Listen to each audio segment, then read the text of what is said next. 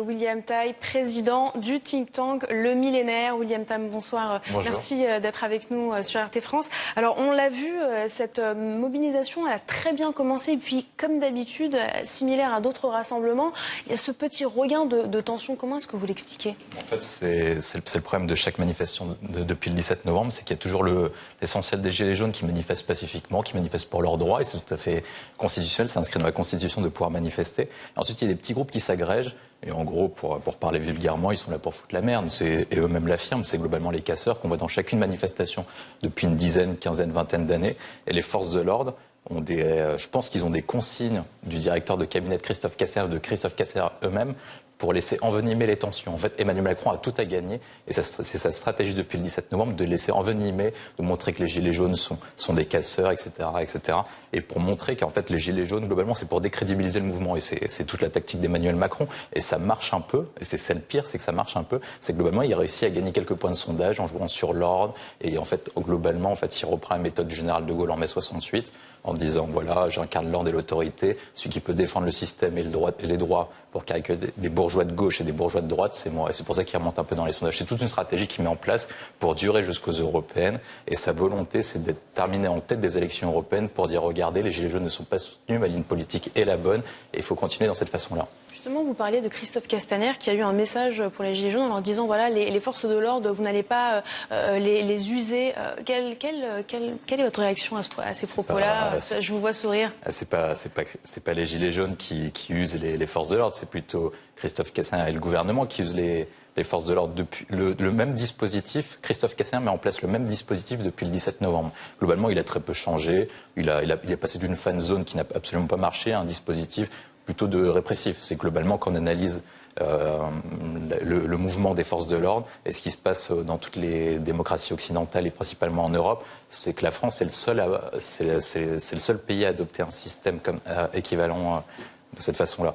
Et il ne marche pas. Il ne marche pas parce qu'il y a toujours des casseurs qui s'agrègent à ces mouvements-là, qui sont là pour attaquer et globalement foutre le bordel, et globalement pour essayer de décrédibiliser le mouvement. Je vous interromps, on va retrouver justement à ce propos notre reporter Thomas Bonnet qui est au cœur de la manifestation. Bonsoir Thomas, alors dites-nous, quelle est l'ambiance actuellement où vous vous trouvez ? Écoutez Mona, un certain nombre de gilets jaunes. Petit problème technique, on va revenir vers vous, Monsieur Taye. Dites-nous, on a vu cette stratégie du président et puis aussi de Christophe Castaner. Il y a eu beaucoup de violence et pourtant on a l'impression que de l'autre côté, la stratégie n'a pas forcément changé.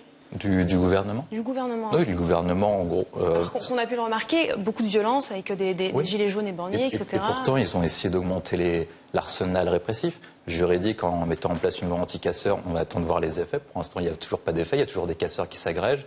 Moi, je pense, pour avoir discuté avec plusieurs personnes des forces de l'ordre, que c'est une consigne du gouvernement. Et je suis quasiment convaincu que c'est une consigne du gouvernement parce que c'est le préfet de police de Paris, parce que les dégâts ont lieu principalement à Paris, mais aussi dans quelques grandes villes. C'est une consigne de la préfecture de police de laisser faire les casseurs. Parce que quand on prend un exemple classique, quand il y a des casseurs, normalement, il y a des forces mobiles tactiques qui sont là pour arriver à côté des casseurs et les arrêter. Seulement, là, ce qu'on remarque, globalement, dans les analyses, dans les notes de la direction intérieure, c'est que les forces tactiques s'arrêtent à 400-500 mètres. Vous imaginez des policiers qui doivent faire 500 mètres à pied pour arrêter les casseurs. En fait, ça n'a aucune efficacité.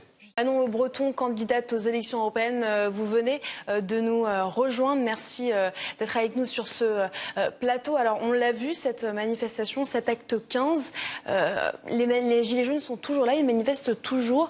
Jusqu'où on va aller d'après vous ? Écoutez, il suffit de les écouter nous répondre à votre question en disant qu'ils iront jusqu'à ce qu'ils soient entendus. Quand on voit la résistance qui leur est opposée, on peut supposer que ça va prendre du temps. Manifestement, c'est un mouvement qui devient là un mouvement de fond, qui dure malgré les vacances scolaires en région parisienne et dans le sud à partir de ce week-end. Donc, je constate et je suis absolument pas surprise de voir que c'est un mouvement qui se prolonge Alors, dans les manifestations parisiennes, on voit que, apparemment, là, même le ministère de l'Intérieur reconnaît que les chiffres ont légèrement augmenté. On peut supposer que ça dissimule une augmentation réelle de la participation.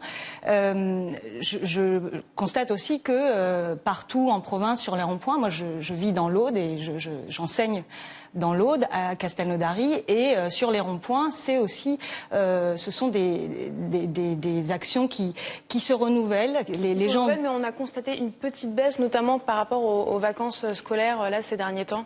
Écoutez, je sais pas. Moi, à Castelnaudary, on vient d'entrer dans la période de vacances scolaires et on a des gilets jaunes qui réinventent totalement à nouveau leur façon d'intervenir dans le débat public, qui font des actions locales, ponctuelles, par exemple en défense des services publics, des petits commerces locaux. Enfin, moi, je suis vraiment impressionnée par l'inventivité de ce mouvement qui, du coup, est totalement insaisissable, multiple, et ça désarçonne énormément et les commentateurs et le gouvernement.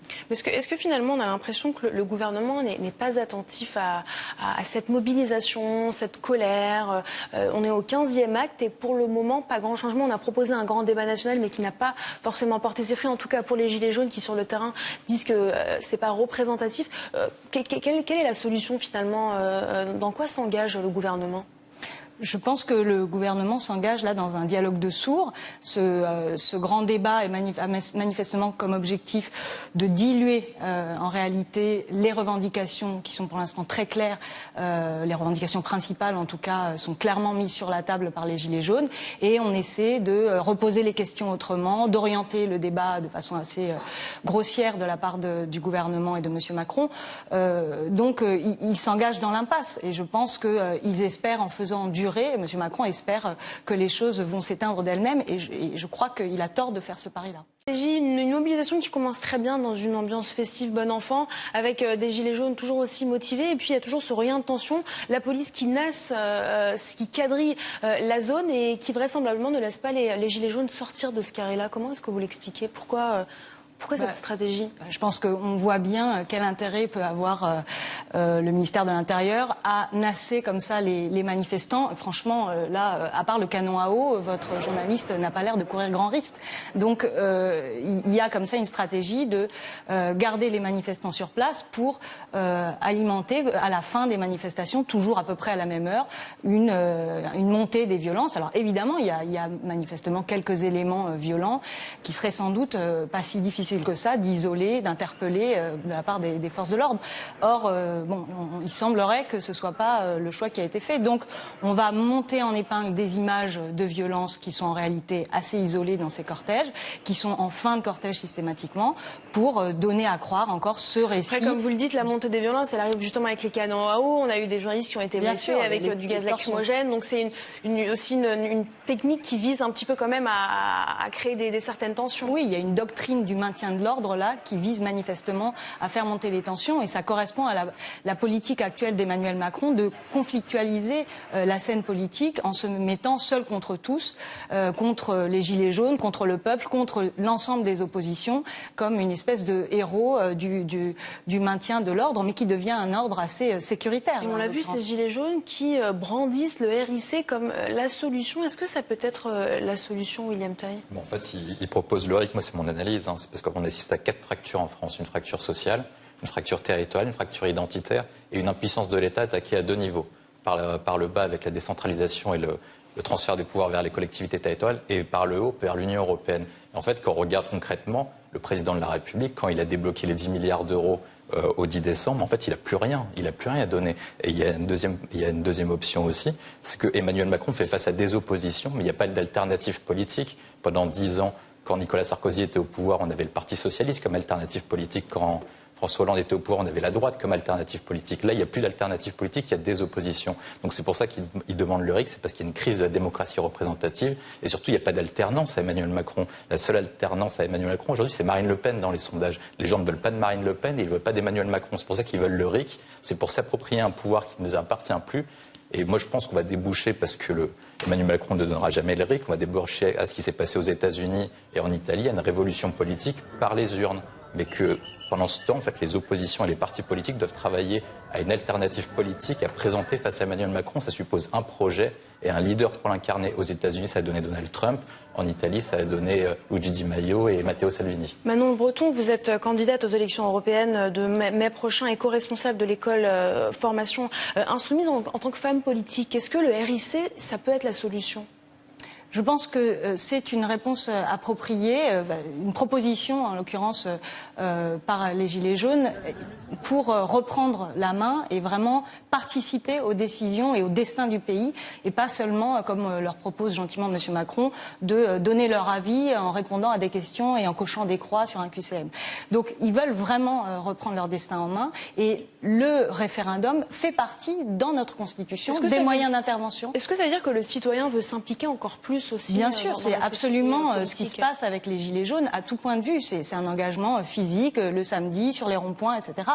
Et l'objectif est de participer aux prises de décision. Et il faut rappeler que le référendum fait partie des moyens d'exercer sa souveraineté pour le peuple. C'est dans l'article 3 de notre Constitution, à égalité avec les représentants. Le peuple exerce sa souveraineté par les représentants d'une part, mais aussi par la voie référendaire. Et ça, M. Macron a tendance à vouloir l'écarter et à nous dire j'ai été élu, maintenant j'ai carte blanche pour la durée de mon mandat et laissez-moi tranquille. C'est pas comme ça que ça se passe et le peuple n'entend pas le laisser faire.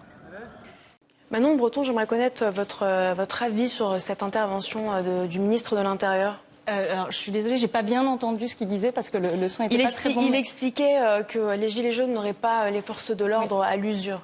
Oui, écoutez, on peut se demander si la doctrine de M. Castaner, en revanche, aura les forces de l'ordre à l'usure, parce que c'est aussi ce dont une bonne partie d'entre eux se plaignent. Je crois que la question se pose dans les deux sens. Il faut avoir l'honnêteté de la poser dans les deux sens. M. Castaner, évidemment, ne se la posera pas de cette façon-là. Mais on peut vraiment s'interroger sur le sens de cette doctrine. Son objectif, manifestement, est d'épuiser les Gilets jaunes et de dissuader la mobilisation, mais il est aussi en train de se mettre à dos, manifestement, une partie des forces de l'ordre qui se plaignent de cette gestion. Et qui se dit surexploitée, justement, par cette mobilisation aussi. Bien sûr. Est-ce qu'on l'entend ça aussi? Est-ce que vous pensez que le ministre de l'Intérieur entend aussi cette souffrance du côté de la police? Je pense en tout cas qu'il y a urgence à ce qu'il l'entende s'il ne veut pas créer des confrontations qui deviennent vraiment dangereuses. Là. Il y a urgence à entendre aussi de ce côté-là. Alors on a entendu ce gilet jaune qui fait référence à cet antisémitisme, cette marche contre l'antisémitisme. Ça a été un 15e samedi qui a été dans un contexte un peu marqué par ces derniers événements. Est-ce que ça a entaché un petit peu le mouvement, selon vous, cette altercation avec Finkielkraut? Non, parce que c'est des personnes isolées. Vous avez parlé des casseurs précédemment. On va prendre ces personnes-là comme des personnes isolées. Quand on prend la majorité des Gilets jaunes, ils sont pacifiques, ils n'ont jamais fait de dégradation de leur vie. Je suis sûr que si on regarde leur casier judiciaire, on ne trouvera jamais rien. Est-ce qu'on trouvera peut-être une facture impayée, mais ça c'est par manque de moyens. Peut-être à la rigueur qu'ils ont grillé un feu rouge une fois dans leur vie, et c'est tout. Non, il faut distinguer les deux, et puis il a raison. La personne que vous avez raison. Quand on prend globalement ce qui s'est passé, c'est globalement il y a une politique dite des droits de l'homme pendant 30-40 ans, ce qui a été décrite par Marcel Gauchet. En 1980, il a dit la politique des droits de l'homme n'est pas une politique. Et qu'est-ce qui s'est passé? C'est que globalement on a augmenté les droits individuels, mais on n'a rien fait du tout sur le fond pour régler tous ces problèmes-là. Quand on regarde le département de la Seine-Saint-Denis, globalement, c'est un des départements au niveau du PIB par département, c'est le 10e département le plus riche de France. Pourquoi est-ce qu'il y a tant de pauvreté en Seine-Saint-Denis? Pourquoi est-ce que les personnes partent de la Seine-Saint-Denis dans la France périphérique, comme le décrit Christophe Guilluy? Il y a plusieurs actes qu'on a décrits. Et ensuite, pour revenir sur le mouvement des Gilets jaunes, globalement, tant qu'Emmanuel Macron gardera cette ligne politique, et je pense qu'il gardera cette ligne politique, il n'y a aucune raison pour que le mouvement s'estompe. Parce que globalement, c'est un mouvement de fond. C'est un mouvement qui dure depuis le référendum de 2005 avec les 55% qui ont voté non à la construction européenne actuelle. Et tant qu'Emmanuel Macron reste dans les pas d'Angela Merkel à ce niveau-là, il ne se passera rien du tout. Il peut globalement faire tout ce qu'il souhaite, mettre le RIC, vous pouvez prendre tout ce que vous voulez, il ne se passera rien tant qu'on ne changera rien au niveau de l'Union européenne. Et les élections européennes en mai prochain ont une importance cruciale. Mais pour l'instant, il faut que globalement, les Gilets jaunes et les Français se coordonnent. Sinon, on se retrouvera comme au référendum de 2005. Ça veut dire qu'une majorité s'exprimera contre la construction européenne actuelle, mais il n'y aura pas de changement de ligne politique de la majorité, parce que globalement, ce sera Manfred Weber qui sera président de la Commission européenne, qui maintiendra toute la réglementation ordolibérale maintenue par Angela Merkel, et il ne se passera rien du tout. Manon Breton, votre réaction? Oui, je pense que on a effectivement au niveau des européennes une difficulté. Alors, pour revenir d'abord sur la question de l'antisémitisme, moi je tiens d'abord à redire que toute violence à caractère antisémite doit être condamnée sans réserve, y compris ce qui s'est passé la semaine dernière dans les cortèges des Gilets jaunes. Mais je suis tout à fait d'accord sur le fait qu'il n'y a aucune raison de considérer que ça entache l'ensemble du mouvement qui n'est pas du tout représenté par ces actes isolés. Et beaucoup de Gilets jaunes, d'ailleurs, ont tenu à condamner, y compris à participer à certains rassemblements. Donc, voilà. Pour ce qui est de la question des européennes, il y a une difficulté, c'est que effectivement, la question de la reprise en main de son destin par un peuple passe aussi par cette question européenne. Mais je pense, et je le dis en ma qualité de candidate aux européennes, que le moment de l'élection du Parlement européen n'est pas celui qui permettra de changer radicalement les choses de ce côté-là. C'est un moment dans une bataille de fond pour faire avancer nos idées à la France insoumise et l'idée qu'il faut absolument commencer par sortir des traités pour arriver à quoi que ce soit et en particulier à reprendre en main notre souveraineté. Donc c'est un moment important pour faire passer ces idées-là, mais la bataille, elle doit se mener à beaucoup plus long terme et en particulier jusqu'à 2022. William Tay, vous voulez réagir ? Je pense que vous avez tort sur les élections européennes parce qu'on a deux expériences pour prendre. On a Alexis Tsipras en Grèce et puis on a Luigi Di Maio et Matteo Salvini en Italie. Quand Alexis Tsipras voulait sortir des traités, Angela Merkel lui a imposé les mesures d'austérité. Vous êtes d'accord avec moi, même malgré qu'il ait été confirmé par un référendum. Luigi Di Maio et Matteo Salvini ont proposé un budget à 2,8% de déficit. Il a été retoqué par la Commission européenne. Donc en fait, le problème, c'est pas au niveau des pays pris individuellement, c'est au niveau du Parlement européen. C'est la question de la Commission européenne qui est le poste le plus important. Quand on prenait Jacques Delors, qui était président de la Commission européenne, on avait une construction européenne qui était différente. Excusez-moi, je vais devoir vous interrompre. Place au direct. On va retrouver tout de suite notre reporter Thomas Bonnet, qui est au cœur de la manifestation. Thomas Bonnet, dites-nous alors, comment ça se passe autour de vous ? Bien clairement, on est sur la fin de la manifestation. Vous avez en fait un important dispositif de force de l'ordre qui est en train de resserrer un cercle autour de la place du Trocadéro et qui oblige en fait les manifestants à quitter les lieux. Nous-mêmes, avec mon cadreur, on a eu énormément de difficultés pour quitter le périmètre de cette place du Trocadéro. Même en montrant notre carte de presse, il n'a pas été possible dans un premier temps de quitter les lieux. Et puis finalement, à force d'insister, on a réussi donc à partir. Et c'est ce qui se passe d'ailleurs pour la plupart des gilets jaunes. Ils doivent pour partir enlever leur gilet jaune et puis évidemment ne pas être dans des groupes trop conséquents. Il faut être par petits groupes. Voilà les consignes qui sont données par les forces de l'ordre. Évidemment le risque pour ces forces de l'ordre, c'est que des groupes plus importants se reconstituent ailleurs que sur cette place du Trocadéro. Mais en tout cas, ce que je peux vous dire, c'est qu'ici, la tension est nettement retombée. On a eu encore quelques échanges de grenades lacrymogènes il y a quelques minutes, mais c'est désormais terminé. Et on arrive tout doucement sur la fin de la manifestation où les forces de l'ordre sont présentes en nombre et sur toute la place du Trocadéro maintenant.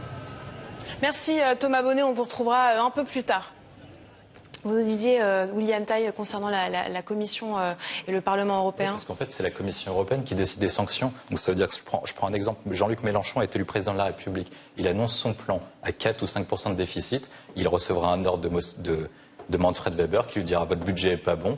Il continuera parce qu'il a la volonté de le faire, il continuera dans ce sens-là. La BCE coupera les liquidités parce que c'est eux qui alimentent l'argent. Ça veut dire qu'en France, vous n'aurez plus de billets en euros si par cas vous avez une politique comme ça. Non, ce qui compte, c'est pour ça que je dis pas que votre politique est pas bonne ou pas. C'est la question, comment reprendre en main la Commission européenne. Aujourd'hui, c'est le PPE qui est en tête et le Spitzenkandidat du PPE, c'est Manfred Weber qui est allemand par excellence. C'est-à-dire qu'il coche toutes les cases. Il est ordolibéral. Il est contre la politique monétaire expansive. Ça veut dire possibilité par la Banque centrale de donner de l'argent au peuple pour réduire la dette, etc.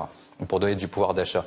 Il est pour la concurrence actuelle, c'est-à-dire contre l'émergence de champions nationaux, ce qui a fait le succès de la France pendant 50 ans. Pour le succès nucléaire, on prend le succès d'Alstom. Il est contre tout ça. Et donc, si vous avez un président comme ça qui sera élu jusqu'à 2024, vous n'avez aucune possibilité de changement pour n'importe quel président français, même s'il est élu en 2022 ou demain si Emmanuel Macron démissionnait. Oui, alors je suis d'accord que si on y va pour faire la même chose que M. Tsipras, c'est perdu d'avance, mais c'est évidemment pas notre intention. Mais là-dessus, on a peut-être un désaccord, ce serait pas très étonnant, sur le fait que si on doit reprendre la main face à la Commission européenne, ça n'est pas au moment des élections européennes que ça se jouera, mais bien par l'établissement d'un rapport de force en reprenant la main au niveau national. Mais enfin, ça, c'est un débat qui prendrait certainement très longtemps à trancher. En tout cas, voilà, moi je pense qu'il faut jouer cette carte absolument, mais il faut aussi, vous disiez tout à l'heure que selon vous tout ça se réglerait dans les urnes. Je pense il ne faut pas faire preuve de naïveté non plus à ce niveau-là et bien prendre conscience que ce que nous dit le mouvement des Gilets jaunes et ce qui parcourt la société bien au-delà de ceux qui s'engagent, par exemple, dans les manifestations, c'est une crise de la représentation. Et que quand vous dites crise de représentation, c'est-à-dire que le peuple, enfin les Gilets jaunes peut-être aussi, ne se sentent pas assez représentés? Bien sûr, ils considèrent qu'ils ont été trop souvent leurrés, trompés par ceux qui prétendaient être leurs représentants dans leur programme au moment des campagnes électorales et qui, une fois en place, font comme M. Macron aujourd'hui, considèrent qu'ils ont carte blanche et oublient qu'un mandat, le mot mandat, l'étymologie du mot mandat, c'est la même étymologie que commander. Hein, c'est quelque chose qui oblige les représentants. Or, ils se sentent totalement libérés de cette obligation du moment qu'ils sont élus et on voit bien comment, par exemple, les députés En Marche considèrent qu'ils doivent voter ce que leur dit le gouvernement et pas du tout ce que souhaite le peuple. Donc, ils ne sont pas dans une perspective de respecter la volonté générale. Et c'est ça qui est à juste titre remis en question aujourd'hui par le peuple français et par les Gilets jaunes qui en sont l'expression en ce moment. Comment est-ce que vous envisagez la suite des événements après les élections européennes? Les élections européennes, moi je pense qu'Emmanuel Macron va continuer comme ça. Ensuite, il y a plusieurs possibilités. Soit Emmanuel Macron arrive en tête et dit voilà, regardez, mais les Français soutiennent ma ligne politique, il n'y a aucune raison que je change, je ne changerai même pas de Premier ministre, je continuerai ma ligne politique, elle a été plébiscitée. Ensuite, il y a une seconde option qui dit Emmanuel Macron arrive en tête et fait preuve d'ouverture. Ça veut dire qu'il comprend qu'il ne fait pas 50+1 aujourd'hui, mais entre 25 et 30%, et qui dans ce moment-là, il décide d'ouvrir, éventuellement mettre un référendum en place, mettre en place quelques mesures institutionnelles comme le RIC, enfin, ce ne sera pas vraiment un RIC, mais ce sera un demi-RIC, et changer un peu sa ligne politique en ouvrant à la fois pour... il libéralisera un peu plus et il protégera également ce que préconise son conseiller économique, Jean Pisani-Ferry, pour faire un modèle plutôt suédois. Et la troisième option, c'est qu'il perd les élections européennes. Et à ce moment-là, on a deux possibilités, soit une dissolution, soit une coalition gouvernementale avec le PS, voire une partie de la droite modérée. Manon Breton, très très rapidement.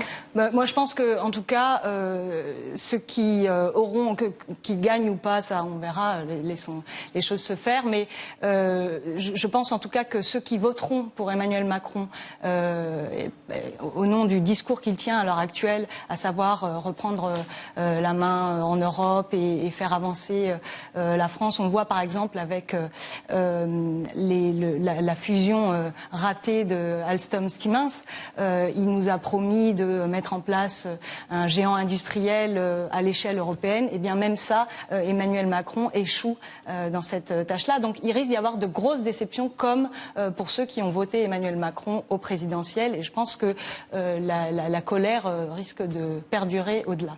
Merci Manon Le Breton, merci William Taï.